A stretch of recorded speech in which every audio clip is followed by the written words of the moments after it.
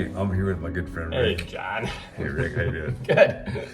And we're looking at sticky wisdom from Dallas Willard, things that Dallas said that try to help us unpack how do we best understand and approach life. And today goes real deep because it has to do with, for everybody that's listening, what's my sense of value and how do I mess that up with other people? So I'm going to start with this. I'll read a little bit more, but this will get us into it. Um, all of us have a fear of being ordinary. And here's what Dallas writes. To be ordinary is to be only more of the same. The human being screams against this from its every pore. To be just another one of those is deadening agony for us. Indeed, it actually drives some people to their death. It was never God's intention for anyone. How do you see when you're working with people, Rick's a psychologist in practice, like how they wrestle with that struggle for, am I worthy? Is my life really significant?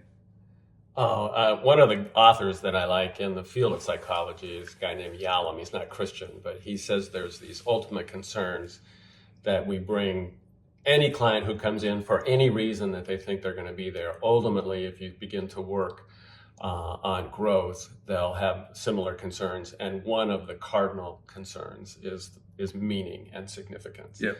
And virtually at any age, I would say that, whether you're working with somebody who's sort of moving into retirement or early on, just that line that you just read about wanting to be extraordinary, wanting to make a contribution, wanting to matter, even in relationship work, wanting to matter to your spouse or to your kids or Yep. your parents. At work, that sort of you thing. were talking about Yeah. Terrence Real and how he'll discuss postures that we can take that put us on a wrong track.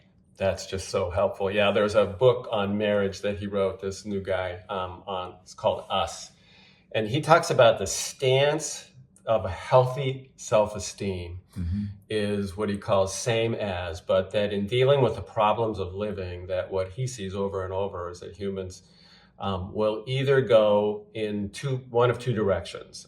Shame, which he calls the one down position, where you're self-critical and you're thinking negatively about yourself and I'm a failure and have terrible self-talk, and people can be very ruthless about themselves, John, as you know, on that side. And then the other side, which he thinks gets less attention but should get more attention, is what he calls the one-up position, and he thinks of that as the counter to shame is grandiosity, that we'll think of ourselves as one-up, better than kind of comparison. I'm kind of a competitive person, so I'll just see that surging in me, and in some ways I like to have that kind of notion that I'm not better than others, I'm not worse than others, I'm the same as. So actually, it makes me think when you read that, like he's saying that fundamentally we're the same, that it's dangerous and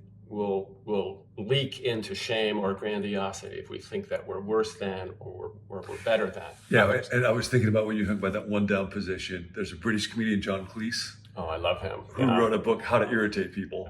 And he talks about how there's some people who will deliberately insult themselves just as a way to get you to say, no, you're just wonderful. Oh, that's so good. And yeah. So even the shame thing can be like, at some level, Cagey. Yeah.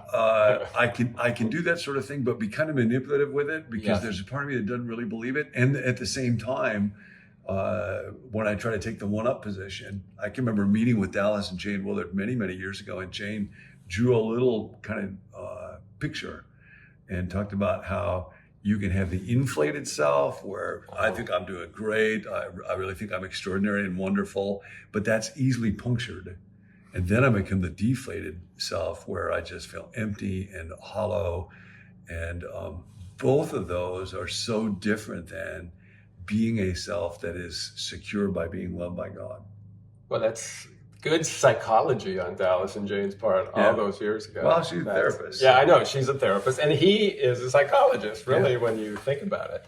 So, John, I'm curious. So if Terrence Real is right, if healthy self-esteem is being the same as, how do you talk about it in light of the ordinary, that what Dallas is talking about, that nobody wants to be ordinary, everyone wants to be extraordinary. So this is from the Divine Conspiracy, and this is one of those statements that we will try to look at, to unpack and live with, that I think is worth tattooing on your brain, or your mind, Dallas would say. Yeah. The obviously well-kept secret of the ordinary is that it is made to be a receptacle of the divine, a place where the life of God flows. The obviously well-kept secret of the ordinary. And then he goes on to write about how apart from the Creator, and God never intended us to look at reality, especially people, apart from the Creator, the ordinary truly is so ordinary and commonplace, it's of little interest or value. No atom by itself radiates solar power, but everything is connected. Everything is connected. And the reason that everything is connected is that everything was made by God and is loved by God and valued and prized by God. And that's why everything has a remarkable worth. You know, the old definition of justice is to treat a thing according to its value, to treat a thing according to its worth. Yeah. And ultimately, if there is a God and God has created everything, then everything is supremely of interest to him and supremely valued because it has bestowed worth, because he made it and he loves it.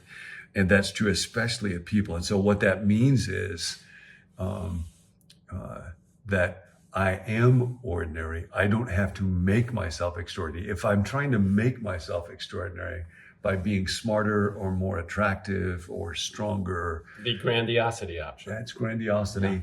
And there, it's always comparative, it seems like. Yes. And I'm always trying to make myself more that way. Whereas if I can just receive it, I'm of the same worth as everybody, but I'm not the same as anybody. You're not the same as anybody. You have Richard Allen Blackmonish qualities about you that nobody else has. So there's uniquenesses and differences, obviously, to John Ortberg and Rick Blackmon, or John Ortberg and Nancy Ortberg. So there's a way in which we're the same as everybody, that we're all human, but there's a way in which you are different from everybody, and that difference about you is precious to God.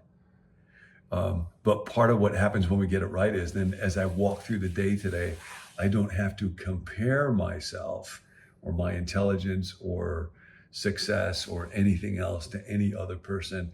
And if I can let go of worrying about that with me, then I can actually look at you and see what's remarkable, unique, wonderful about you. How can I prize that? And that's such a better way to live. Hey, there's Mrs. Blackmon. Good morning, Sherry. Hey, there's my wife. Yes. Oh, she's running away. Now, if Nancy was here, she would horn in on it. That's exactly right. She would come over here with some really clever lippy thing to say, but not Mrs. No, Blackmon. that strikes me, what you just said, that when you're going now even through this day, to think about, that's been so useful to me. Am I taking a comparative look at my relationships and as I'm going through the day, or am I, thinking more in a reality base? I'm not better. I'm not special. I'm not worse. I'm not lower than either. I'm the same in that respect, even as I appreciate the I love uniquenesses. that. So today, take a deep breath right now. Get ready as you meet with people. I will not be one up today with anybody, not the lowest person. So I will not be one down today, not with anybody, not the most impressive, wealthiest person. I will simply be one more. And really what this moves to, and Dallas writes about it, is the notion of the incarnation. What Jesus teaches us is the Word became flesh. God is somehow present, and that's what makes things alive and pulsing with beauty and worth. The ordinary was meant to be the receptacle of the divine. The ordinary is extraordinary. It is extraordinary. Yeah. So look for that today. Look for it in creation. Look for it in this moment. Look for it in your own body, but especially in the lives of people that you see. Yes. I love it. Love. See you next time. Hi, I'm Tim. Thanks for joining us at Become New. We hope that these videos help you to grow spiritually one day at a time. If you'd like to find some more resources, you can go to our website, becomenew.com. There you can sign up for the daily emails that go along with each video. You can also access our full library of videos. I think there's like over 400 videos there on spiritual life and growth. And you can let us know if you're interested in some of the upcoming leadership resources that we are preparing. If you've got a prayer request, we would love to pray for you. Let us know at 855-888-0444. We take those requests really seriously and we pray for them every day. We'll see you next time.